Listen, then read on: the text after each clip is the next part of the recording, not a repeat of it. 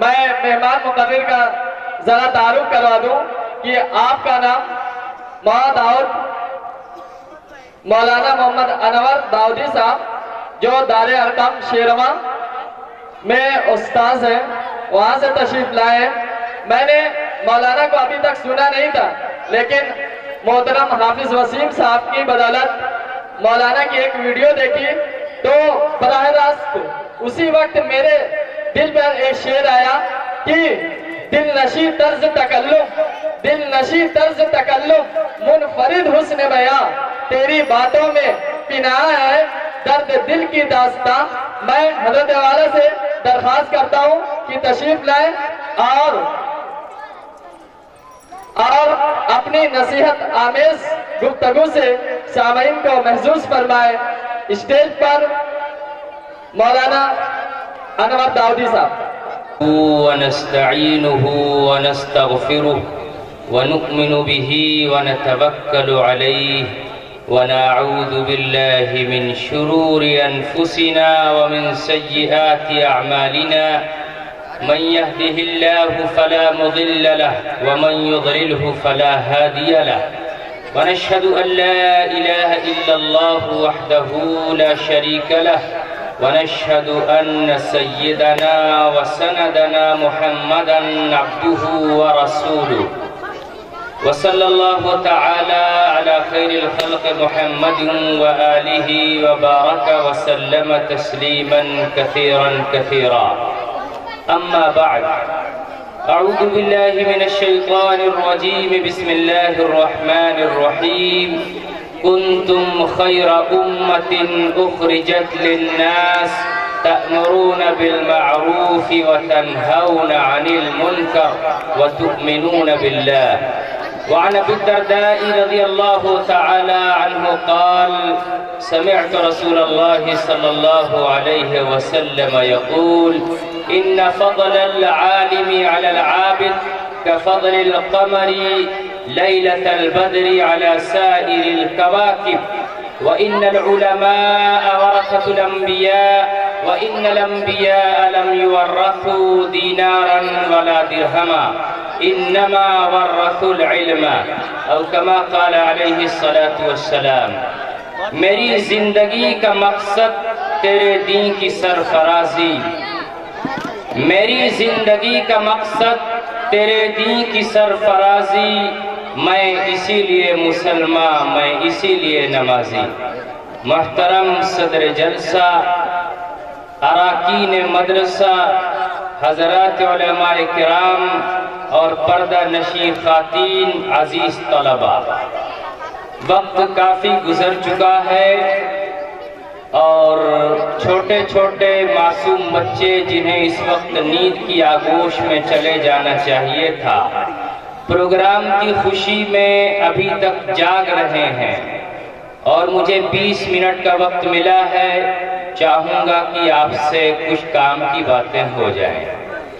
میرے بھائیوں، ابھی بچوں نے جس انداز کا پروگرام پیش کیا یہ صحیح ہے، ابھی ان کی عمر ہی کیا ہے، لیکن انہوں نے جس ولولے، جس حوصلے، جس جذبے کے ساتھ، جس کانفیڈنس کے ساتھ اسٹیج پر کھڑے ہوئے اپنی باتوں کو رکھا، اس سے اندازہ لگانا مشکل نہیں ہے کہ اگر یہ سلسلہ دراز رہے، محنت اسی طرح جاری رہے تو آگے چل کر کے انشاءاللہ ایک دن یہ اس مدرسے کا، گاؤں کا، علاقے کا نام روشن کر سکتے ہیں. میرے بھائی، جس دین کو آپ مانتے ہیں اس دین کا نام اسلام ہے، اور جو لوگ اس دین پر چلتے ہیں انہیں مسلمان کہا جاتا ہے. ہم تو وراثت کے دین میں ہیں، مسلمان گھرانے میں پیدا ہوئے، اس لیے نام اسلام الدین اور کمال الدین رکھ دیا گیا. قرآن ہمیں طاقوں پر ملا، نماز ہمیں محلے میں ملی، مسجد کی تعمیر کو ہم نے اپنی آنکھوں سے دیکھا ہے. لیکن آپ پیچھے چلے جائیے اور ذرا مڑ کر دیکھیے تاریخ کے صفحات میں، جب اسلام کی شروعات ہوئی تھی، اللہ کے رسول صلی اللہ علیہ وسلم کی بعثت ہوئی تھی، حالات کس قدر خطرناک تھے، مخالفت کتنی شدید تھی، کوئی اللہ کا نام لینے والا نہیں تھا. جب آپ نے اسلام کی تبلیغ کیا اور عقیدہ توحید کو پیش کیا تو زیادہ تر لوگ آپ کے مخالف ہو گئے، کم دوست ہوئے۔ ایسے بھیانک ماحول میں جہاں خدا کو کوئی پہچاننے والا نہیں تھا، جہاں اسلام کا نام لینا ظلم سمجھا جاتا تھا، جہاں قرآن کی تلاوت بغاوت سے تعبیر کی جاتی تھی، ایسے بھیانک ماحول میں اسلام پنپا بڑھا اور اس کی حفاظت ہوئی۔ آج اسلام آپ کی آغوش میں آیا، آج اسلام آپ کے محلے میں آیا، آج اسلام آپ کے گھروں میں آیا، تو آپ کی ذمہ داری بڑھ جاتی ہے کہ جس طریقے سے اسلام آپ کے پاس پہنچا، آپ کی ذمہ داری بنتی ہے کہ اس کی حفاظت کرتے ہوئے یہی اسلام آپ اپنی آنے والی نسلوں تک منتقل کریں۔ یہ معصوم بچے ایک پتھر کے مانند ہیں، پتھر کو تراشا جائے، پتھر کو سلیقے اور قرینے سے سجایا جائے تو تاج محل کی حسین عمارت تعمیر ہو سکتی ہے، اور اگر نہ تراشا جائے، انہیں سماج اور معاشرے میں ڈھکیل دیا جائے تو وہ روڈ اور سڑک کے پتھر ہوتے ہیں جنہیں پائلٹ کچل کچل کر کسی گڈھے میں پاٹ دیتے ہیں۔ یہ معصوم بچے مستقبل کے پھول ہیں، جن کے اندر جن میں تراوٹ نہ پیدا کی گئی، علم دین کی رمق نہ ڈالی گئی، ان میں جذبات نہ ڈالے گئے تو آنے والے موسم میں یہ مرجھا جائیں گے۔ یہ معصوم بچے ہیں جنہیں ہمیں سکھانا ہے اور بتانا ہے کہ اسلام کیا ہے، اسلام کی تعلیمات کیا ہے اور پیغام کیا ہے، اور اس پیغام کو لے کر کے جانا کہاں ہے، اور کس طریقے سے اسلام کی اشاعت کرنی ہے اور اسلام کے پیغام کو عام کرنا ہے۔ یہ کہاں بچے سیکھیں گے؟ انہیں دینی ماحول ملے، ان کا مزاج دینی بنایا جائے، ان کی تربیت کا انداز ایسا ہو کہ جہاں وہ اسلام کے بارے میں جان سکیں۔ ماحول ہم اور آپ پیدا کریں گے، ماحول خود سے نہیں بنتا ہے۔ پانی آپ برتن میں رکھتے ہیں، اسے فریز کے فریزر میں رکھتے ہیں، پانی ٹھنڈا ہو جاتا ہے، برف بن جاتا ہے۔ وہی پانی آپ برتن میں گیس پر رکھتے ہیں، چولہے پر رکھتے ہیں، اور وہ پانی گرم ہو جاتا ہے۔ پانی کو ماحول جیسا ملا، پانی ویسا ہو گیا۔ ماحول گرم کا ملا، پانی گرم ہو گیا، ماحول ٹھنڈے کا ملا، پانی برف ہو گیا۔ بچوں کو ماحول جو آپ دیں گے، بچہ اس انداز کی تربیت اختیار کرے گا اور اس ماحول میں وہ ڈھلے گا۔ بچہ کیا ہے؟ خالی گلاس ہے۔ بچہ کیا ہے؟ ایک کوڑا کاغذ ہے جس پر کچھ لکھا ہوا نہیں ہے۔ جو آپ لکھیں گے، جو آپ سمجھائیں گے، جو آپ بتائیں گے، بچہ اس ڈھرے پہ چلے گا۔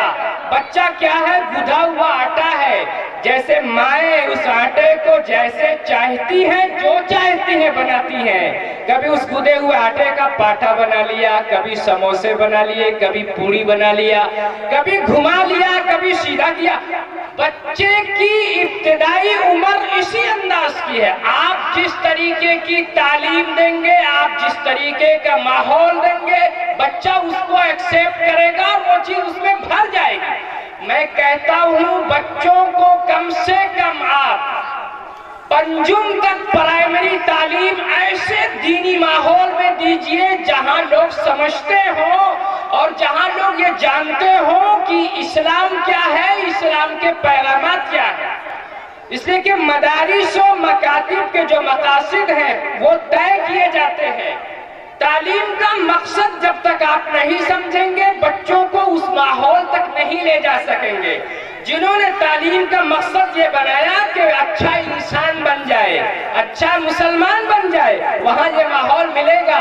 اور جہاں تعلیم کا مقصد تجارت بن جائے گا، جہاں تعلیم کا مقصد تعلیم برائے تعلیم بن جائے گا، پھر وہاں اس بچے کو وہ چیز نہیں ملے گی۔ اس بچے کو یہ سکھایا جائے گا، اس بچے کو یہ بتایا جائے گا، اس بچے کے ذہن و دماغ میں یہ ڈالا جائے گا کہ پڑھ لو بیٹا، बेटा बड़े होंगे तो बहुत पैसा मिलेगा, और बेटा डॉक्टर बनेगा, बेटा वकील बनेगा तो घर में फरावानी होगी और बिल्डिंग बनेगी और गाड़ियां आएंगी। तो जाहिर सी बात है जब वो पढ़ कर आएगा और डिस्पेंसरी पे जाएगा, एक लेडी औरत जो दर्द से करा रही हो, जिस दर्द ज़ह में मुब्तला हो, पैदाइश करीब हो, करीबुल विलादा हो और नॉर्मल डिलीवरी हो सकती है, लेकिन उस डॉक्टर के जहन में यह बैठाया गया था कि जब पढ़ के निकलेगा तो बहुत पैसा मिलेगा, इसलिए वो कहेगा स्थिति बहुत गंभीर है, खून की जबरदस्त जरूरत है,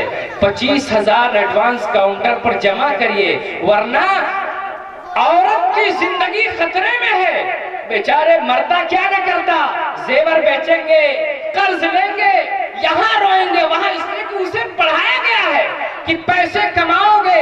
इंजीनियर इसलिए बना है कि रोड का ठेका मिलेगा तो खूब पैसे मिलेंगे।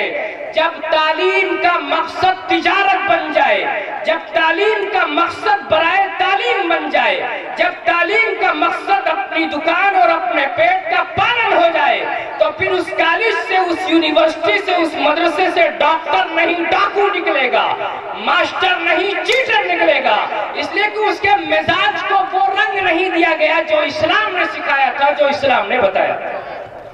मेरे भाई, बच्चों के तई आपको बहुत हसास होना पड़ेगा। आज आप हजरात बैठे हुए हैं, कोई 50 साल का है, कोई 40 साल का है, आपको नमाज की दुआएं, आपको मामूलात यौमिया की दुआएं इसी मकतब की पढ़ी हुई याद है कि आप नमाज पढ़ ले रहे हैं। बहुत सारे लोगों को कुरान की सूरतें याद हैं। अगर आपने मकतब को मजबूत नहीं किया, अच्छे मुदर्रिस, काबिल मुदर्रिस और फिर उनकी तनख्वाह बेहतरीन का इंतजाम नहीं किया, तो हिंदुस्तान के जो हालात हैं और हिंदुस्तान में कुछ लोगों की जो प्लानिंग है, आने वाले 20 से 30 साल में, मैं पेशी कोई नहीं करता, लेकिन माजी और हाल के जो हालात हैं उससे कोई भी आदमी ये तज्जिया कर सकता है और ये निकाल सकता है कि आने वाले 20 से 30 साल में आपको मस्जिद का इमाम नहीं मिलेगा, जनाजे की नमाज पढ़ाने वाला नहीं मिलेगा। इसलिए कि अंग्रेजियत का ये मकसद था कि मुसलमान पढ़े, हिंदुस्तान पढ़े, लेकिन फिक्र और सोच के एतबार से वो अफरंगी होना चाहिए, फिक्र और मिजाज के एतबार से वो अंग्रेजी होना चाहिए।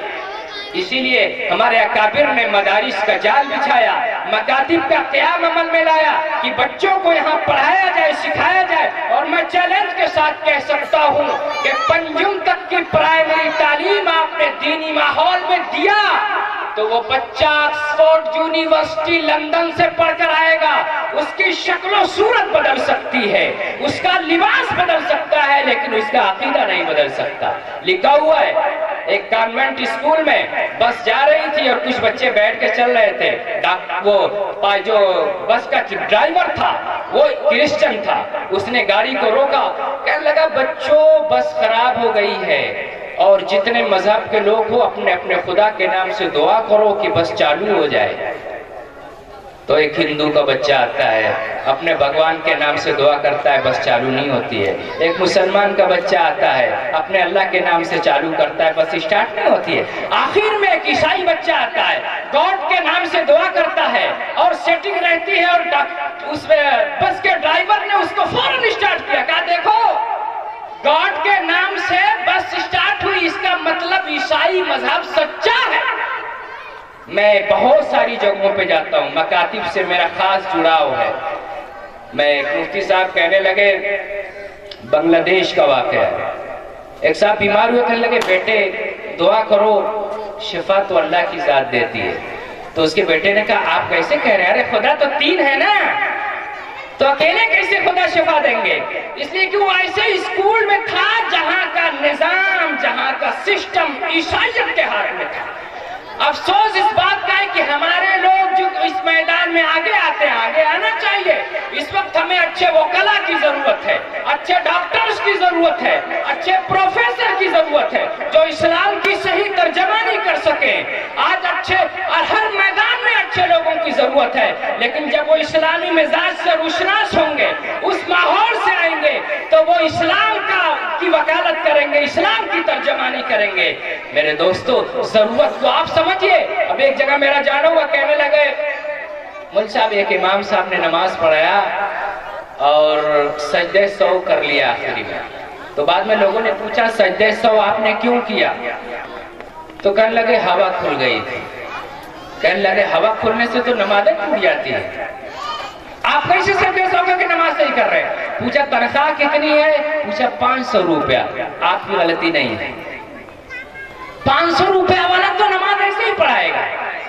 اچھی بہترین تنخواہ، بہترین فیس لگائیے، بہترین دماغوں کو لائیے اور بہترین سیلبس تیار کیجئے جو دنیاوی اور دینی اعتبار دونوں کو محیط ہو، اور بہترین انداز سے نگرانی فرمائیے، مانیٹرنگ کیجئے، مدرسے میں وقت دیجئے۔ یہی بچے مستقبل کے امام الہند ہوں گے، شیخ الاسلام اور شیخ الہند ہوں گے۔ اس لیے کوئی ماں کی پیٹ سے عالم اور علماء اور پروفیسر بن کر نہیں آتا۔ آپ سے پوچھو گی، آپ بچے یہ آپ کی امانت میں ہے، آپ کی نگرانی میں ہے، خدا آپ سے پوچھے گا میں نے آپ کے ہاتھ میں 200 بچے آپ کی نگرانی میں دیا تھا، آپ نے کتنی ذمہ داریوں کو ادا کیا؟ میرے بھائی، علم کی فضیلت کو آپ سمجھیے۔ میں نے اسی مناسبت سے ایک حدیث پاک پڑھی تھی، حضرت ابو درداء رضی اللہ تعالیٰ عنہ فرماتے ہیں، اللہ کے رسول صلی اللہ علیہ وسلم نے فرمایا، علم کی فضیلت ایسی ہے جیسے چاند کو فضیلت ستاروں پر ہو۔ ایک عالم جس نے علم سیکھا ہو اور اس پہ عمل کیا ہو، وہ ایسا ہے جیسے چاند اور اس کے بیچ میں چھوٹے چھوٹے ستارے۔ علماء انبیاء کے وارثین ہیں، اور جو انبیاء ہوتے ہیں وہ وراثت میں درہم و دینار چھوڑ کر نہیں مرتے۔ حضرت ابو ہریرہ نے لوگوں سے کہا، تم لوگ یہاں بیٹھے ہو، مسجد نبوی میں اللہ کے رسول کی وراثت تقسیم ہو رہی ہے۔ لوگ چاروں طرف سے دوڑے، کسی نے سوچا حضور کی چپل بڑھ رہی ہوگی، حضور کی پگڑی مل رہی ہوگی، حضور کا عصا بڑھ رہا ہوگا، حضور کا جبہ بڑھ رہا ہوگا۔ لوگ دوڑے، دیکھا کچھ نہیں، کہیں درس قرآن چل رہا ہے، کہیں درس حدیث چل رہی ہے، کہیں حلقات تحدید لگے ہوئے۔ لوگ ابو ہریرہ پہ دانت پیستے ہوئے آئے، کیسی وراثت؟ حضرت ابو ہریرہ نے فرمایا، ارے سنو، انبیاء کی وراثت کیا ہے؟ انبیاء کی وراثت درہم و دینار چھوڑ کر نہیں مرتے، وہ علم چھوڑ کر مرتے ہیں۔ اس علم کو زندہ کرنا، اس علم کو تازہ کرنا، اس علم کو آگے بڑھانا، یہ نبی کا کام ہوا۔